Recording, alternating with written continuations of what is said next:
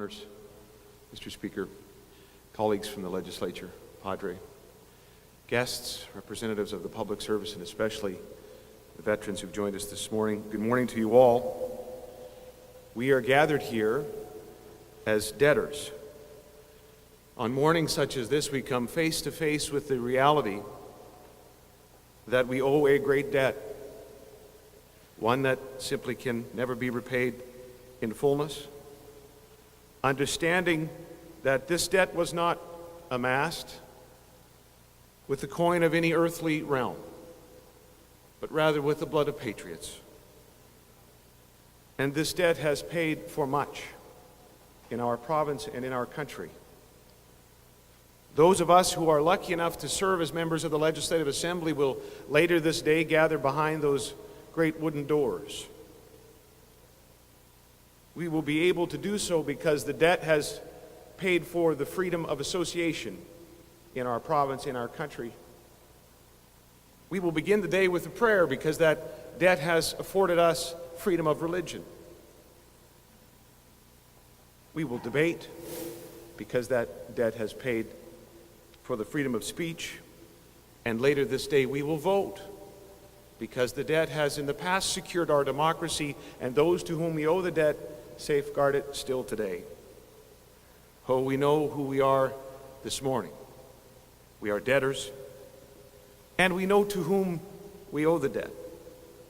These veterans here, these members of the Canadian forces that have joined us today, and to those thousands of their comrades that are connected to them by this unseen line of valor and love of country and courage.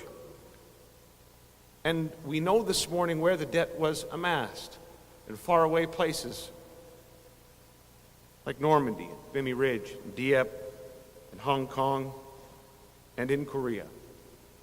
At Kapyong Valley and on Hill 335, Hill 187, names that are unfamiliar to us, perhaps, but should not be, as Canadian forces and their UN allies struggle to withstand a fierce onslaught.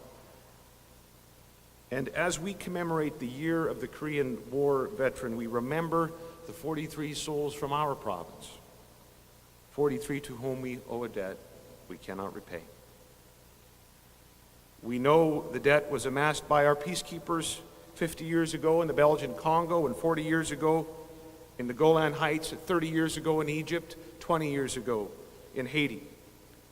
And then after a cowardly attack over 10 years ago, our Canadian forces again deployed to secure a basic democracy in Afghanistan, to secure our own safety as terror camps were put out of business, and then still more debt added to this terrible account. In Afghanistan, a nursing officer named Captain Jim Quinn wrote a poem called Under the Heat of the Kandahar Sun. It's about a wounded soldier, and it goes, I remember his face looking at me while still sleeping. That slumber that shortly led to his death. I heard of his kids, of his young family, sleeping in their beds at home while the heat of the midday Afghanistan sun beat down upon us. And he died.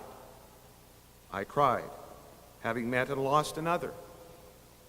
I think of his kids, his young wife, his friends who mourned in stunned silence as they learned of his death under the heat of the Kandahar sun. How can we repay such a debt? Well, I have good news this morning. Those to whom we owe this debt ask very little, only that we would remember, only that we would not break faith with them. This is an account that we must keep current, and so we will remember.